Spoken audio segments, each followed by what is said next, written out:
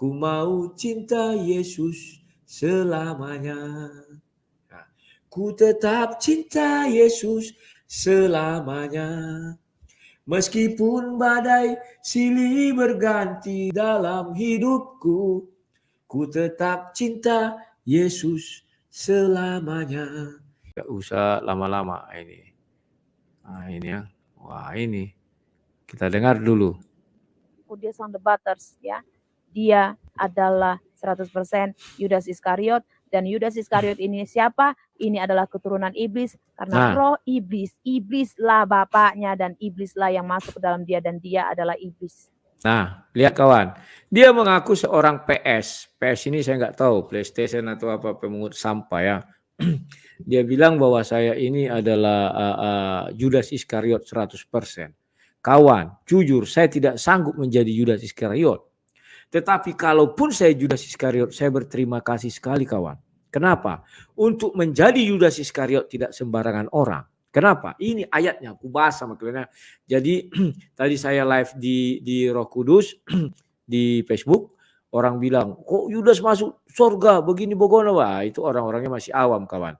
Sekarang saya jelaskan bagaimana sih posisi Yudas agar kalian tidak terlalu membenci Yudas itu mati-matian kawan. Kalau kalian membenci Yudas, kalian berhadapan dengan Yesus Kristus. Kok bisa begitu sang debaters? Oh ini kawan, hebatnya Bible itu begitu. Gak sembarangan Bible itu kawan. Jelas ayatnya ini. Kejadian pula sini Yohanes. Yohanes 6 ya, saya jelaskan. Ayat 70. Ini 70 kawan. Jawab Yesus kepada mereka, bukankah aku sendiri yang telah memilih kamu yang 12 orang ini? Perhatikan, 12 murid Yesus itu, Yesus sendiri yang memilih kawan. Sementara kau dipilih Yesus pun tidak, dipanggil Yesus pun tidak. Terus ada lagi orang tolol mengaku-ngaku, Yesus memilih saya katanya. Sejak kapan kau dipilih Yesus? Yesus mengatakan 12 murid ini aku langsung yang memilih. Sedangkan murid yang 70 tidak pernah Yesus mengatakan aku memilih kalian murid yang 70 ini. Yohanes 6 bercerita tentang 70 murid yang lari meninggalkan Yesus. Paham ya? Demikian juga ketika hari raya Pentakosta 120 para rasul. Yesus mengatakan aku yang memilih kalian. Jadi siapa yang dipilih Yesus maka hinggaplah di atas ubun-ubunnya ini kayak api. Kan gitu kan ya. Loh, kan orang itu aja di dalam ruangan itu. Tidak, Alkitab mengatakan dari seluruh kolong bumi ada di situ. Artinya lebih 120 orang. Paham ya? Dan buktinya apa? Ketika dibaptis ternyata 3.000. Nah, itu kan ya. Kan masih kesatuan ayat itu. Jadi orang ini tidak mengerti kawan. Mungkin dia mau membawa ayat selanjutnya. Namun seorang di antaramu adalah iblis. Yang dimaksudnya ialah Yudas, anak Simon Iskariot, seorang sebab dia yang akan menyerahkan Yesus. Dia seorang di antara kedua belas murid itu. Ayat itu jelas mengatakan bahwa Yudas salah satu di antara 12 murid itu. Artinya Yesus yang memilih. Kalaupun Yudas ini iblis dikatakan iblis karena dia kemasukan iblis. Tetapi bukan karena ditegur Yesus dia adalah iblis. Tidak pernah Yesus menegur Yudas iblis. Itu adalah penulis kitab suci yang menambahkan. Mana ada dikatakan Yesus. Namun seorang di antara kamu ini adalah iblis. Yang dimaksud adalah Yudas. Mana ada dibilang Yesus gitu kawan. Tapi kalau dibilang namun seorang di antara kamu adalah iblis. Itu titik, itu ucapan Yesus ketikan langsung. Ya. Penuliskan di karunia Roh Kudus, maka dia menuliskanlah itu bahwa yang dimaksud adalah Yudas. Sekarang saya tanya kalian kawan, berbahagia enggak Yudas menurut kalian? Berbahagia kawan. Sekalipun dia dalam posisi iblis atau kita katakanlah apa istilahnya itu ya antagonis. Dia berbahagia karena dipilih Yesus langsung. Salah satu dari antara 12 murid itu adalah Yudas. Kan dibuat. Hebat kawan. Hebat dipilih Yesus langsung. Pertanyaannya. Mengapa Yesus harus memilih Yudas ini? Seorang diri. Dan perlu kalian ingat kawan. Yudas tidak pernah dibilang Yesus. Hai iblis. Nyala kau iblis, tak pernah. Tetapi kalimat itu diucapkan Yesus kepada Petrus. Nyala kau iblis katanya sama Petrus kawan. Lantas mengapa di situ dikatakan Yudas adalah iblis? Ya, karena dia kemasukan iblis. 2 kali dia melakukan yang pertama menjual Yesus, iblis masuk ke dalam dirinya. Yang kedua, dia mau menyerahkan Yesus. Yesus melihat, paham ya? Dan Yesus memanggil Yudas, Yohanes 13 ayat 27. Pergilah kau, segera lakukan apa yang kamu pikirkan. Selesai kawan, Yesus yang menyuruh kawan. Jadi Yudas melakukan itu semua karena suruhan Yesus, perintah Yesus. Paham ya? Nah ini kawan, jangan sembarangan sama Yudas kalian ya. Oh Yudas ke neraka, kecek sopo. Oke kita buka. Kau buka Matius.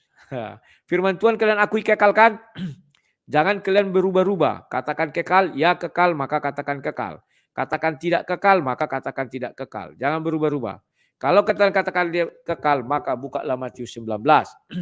Ayatnya yang ke-28. Dikatakan di sini apa? Kata Yesus kepada mereka. Siapa maka mereka yang dimaksud? Itu 12 murid. Aku berkata kepadamu, sesungguhnya pada waktu penciptaan kembali, apabila anak manusia bersemayam di tahta kemuliaannya, kamu yang telah mengikut aku akan duduk juga di atas 12 tahta untuk menghakimi ke-12 suku Israel. Ketika diucapkan sini, apakah Yudas ada? Ada. Baca ayat itu komplit. Maka bilangan itu dituju Yesus apa? 12. Ya 12. Maka yang 12 itu bagaimana? Tidak bisa ditawar-tawar oleh hantu belau manapun. Karena itu sudah keputusan Yesus. Duduk nanti di atas tahta kerajaan sorga untuk menghakimi ke-12 suku Israel. Siapa bisa membatalkan? Tak ada kawan. Hantu belau pun tak bisa membatalkan. Hebatnya Bible itu begitu bicara. Oke. Sekarang, apakah ada ayat pendukung lain? Ada. Masuk sekarang kita ke Matius 26. Ini hebatnya Bible kawan. Tidak bisa kalian karang-karang. Tetapi ingat. Harus minta tuntunan Roh Kudus bicara ini. Ya. 26. Dan ketika mereka sedang makan, Yesus mengambil roti mengucap berkat. Memecah-mecahnya lalu memberikannya kepada murid-muridnya dan berkata, ambillah makanlah ini tubuhku. Sesudah itu ia mengambil cawan mengucap syukur lalu memberikannya kepada mereka dan berkata, minumlah kamu semua dari cawan ini. Semua. Sebab inilah darahku, darah perjanjian yang ditumpahkan bagi banyak orang untuk penebusan dosa. Yudas sudah meminum darah itu sudah. Artinya apa? Apa gunanya diminum Yudas? Untuk penebusan dosa. Yesus sudah mempersiapkan itu. Bahwa si Yudas ini tidak akan ditinggalkannya sampai pada kesudahannya. Di mana itu tertulis? Yohanes 13 ayat 1. Ini dulu kita bahas ya. Biar Pastor Sarah itu kalau dekat aku cabai mulutnya. Dia nggak tahu firman Tuhan sok-sok mengaku tahu. Akan tetapi aku berkata kepadamu. Mulai dari sekarang aku tidak minum lagi dari hasil pokok anggur ini sampai pada hari aku meminumnya, yaitu yang baru. Yang baru di mana?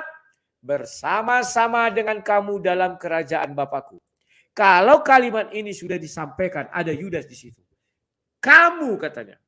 Artinya Yudas juga akan duduk di kerajaan Bapa, minum bersama-sama Yesus. Itulah hebatnya Bible. Sebelum kalimat itu diucapkan, hebatnya Bible. Yesus sudah membuat satu jalan Yudas untuk ke surga. Apa? Minumlah anggur ini pertanda darah. Darah yang ditumpahkan bagi banyak orang untuk penebusan dosa. Jadi Yesus sudah mempersiapkan Yudas yang akan mengkhianat ini. Yang akan menjadi hamba iblis. Karena iblis masuk ke dalam dia. Untuk diampuni. Oh sang debaters. Kau mulut licin. Tidak. Oke kita buka Yohanes 13. Kawan-kawan. Sekarang Yohanes 13. Hebat Bible itu begitu kawan. Semua bisa diuraikan dan bertautan. Sementara itu sebelum hari raya Paskah mulai. Yesus telah tahu. Ingat ya, tahu Yesus. Bukan enggak tahu. Bahwa saatnya sudah tiba untuk beralih dari dunia ini kepada Bapa. Sama seperti ia senantiasa mengasihi murid-muridnya. Demikianlah sekarang ia mengasihi mereka. Sampai pada kesudahannya. Apakah sekarang sudah? Kesudahan belum. Artinya sampai kepada hari kiamat nanti dan hari penghakiman dan hari ke surga atau neraka. Yesus tetap mengasihi mereka yang 12 ini. Tetap mengasihi kawan. Apakah Yudas termasuk di dalamnya? Termasuk. Apa buktinya? Mari kita lihat. Ini enak bicara Bible. Sekarang aku buka isi kepala kalian, rongga kalian yang kotor-kotor itu kita cuci. Yang selama ini kalian mendapat doktrin bahwa Yudas ke neraka, bahwa seluruh kesalahan ditimpakan kepada Yudas. Sekarang kita buka fakta, Yudas itu tidak bersalah. Mari kita lihat ayat 8. Ini hebatnya Bibel. Ini. Jawab Yesus kepadanya, apa yang kuberbuat engkau tidak tahu sekarang, tetapi engkau akan mengerti kelak. Kata Yesus kepada Simon Petrus itu kawan-kawan, ayat 6. Kata Petrus kepadanya, engkau tidak akan membasuh kakiku sampai selama-lamanya. Jawab Yesus, jikalau aku tidak membasuh engkau, engkau tidak mendapat bagian dalam aku. Ingat, kata Simon Petrus kepadanya, Tuhan, jangan hanya kakiku saja, tetapi juga tangan dan kepalaku. Ingat, kalau aku tidak membasuh kakimu, kata Yesus, engkau tidak mendapat bagian dalam aku. Kenapa itu diucapkan Yesus kepada Petrus saja? Karena yang 11 tadi sudah dibasuh kakinya. Artinya yang 11 tadi sudah mendapat bagian di dalam kerajaan Yesus. Tinggal si Petrus lah yang ngeyel. Itulah sebabnya Yesus kadang jengkel ya Petrus. Sampai dibilang Yesus, nyala engkau iblis, katanya sama si Petrus. Iya kan? Tahu kalian sekarang kawan? Bahwa Yudas mendapat bagian dalam kerajaan Yesus karena sudah dibasuh kakinya. Oh enggak, pengganti Yudas adalah Ananias. Oke, kita lihat ayatnya. Enak bicara Bibel ini sama sang debaters kawan. Kalian bantah, aku balik kalian. Nah, ini enaknya juga sama sang debater. Kita beradu argumen. Ya, yuk Kisah Para Rasul 1. Dikatakan di sini, lalu mereka mengusul kedua orang, Yusuf yang disebut Barsabas dan yang bernama Justus atau Matias. Matias atau Justus ya kawan-kawan. Mereka berdua kebatuan, engkau yang mengenal hati mereka semua orang tunjukkanlah kiranya siapa yang engkau pilih dari kedua orang ini. Lalu mereka untuk menerima jabatan pelayanan, yaitu kerasulan yang ditinggalkan Yudas yang telah jatuh ke tempat yang wajar baginya. Lalu mereka membuang undi bagi kedua orang itu dan yang kena undi adalah Matias, dan dengan demikian ia ditambahkan ke dalam bilangan ke-12 rasul. Ingat, Matias hanya ditambahkan ke dalam bilangan 12 rasul.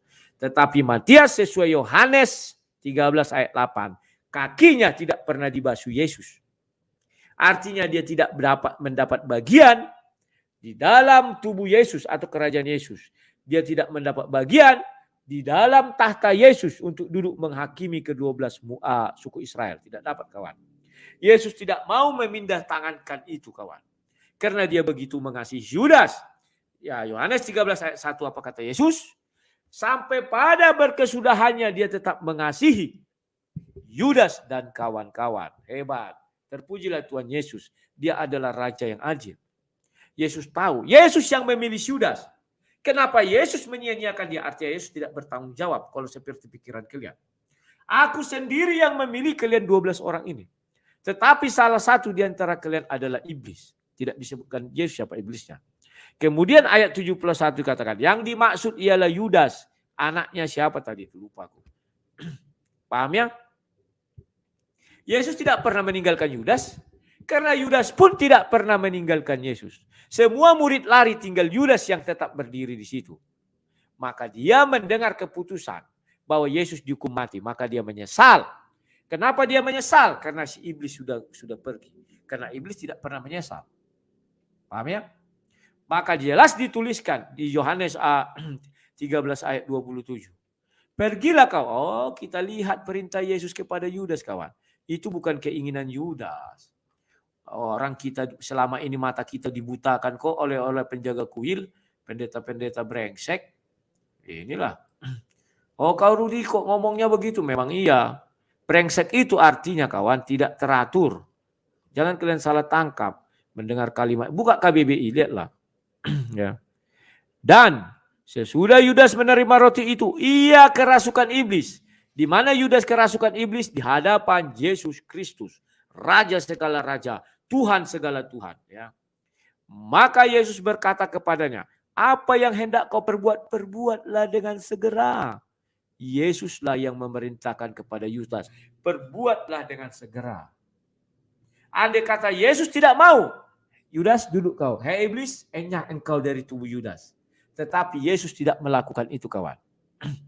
Betapa hebatnya Yesus kawan. Tidak dilakukan Yesus itu. Kalian tidak percaya Yesus bisa mengusir iblis. Betapa celakanya kalian menjadi orang Kristen. Enteng bagi Yesus mengusir iblis. Tik katanya. Nyala engkau iblis. Sebab ada tertulis. Hanya itu aja diucapkan Yesus. Iblis mabur. Matius 4. Tidak perlu Yesus. Tidak ada itu. Nyala engkau iblis. Sebab ada tertulis. Gitu aja dibilang Yesus. Keluar iblis. Tetapi ketika kepada Yudas. Kenapa Yesus tidak mengatakan. Nyala engkau iblis. Di hadapan Yesus. Yesus tahu Yudas itu kemasukan iblis. Itulah sebabnya Yesus mengatakan. Lakukanlah apa yang kamu pikirkan. Silakan Yudas, cepat, lebih baik.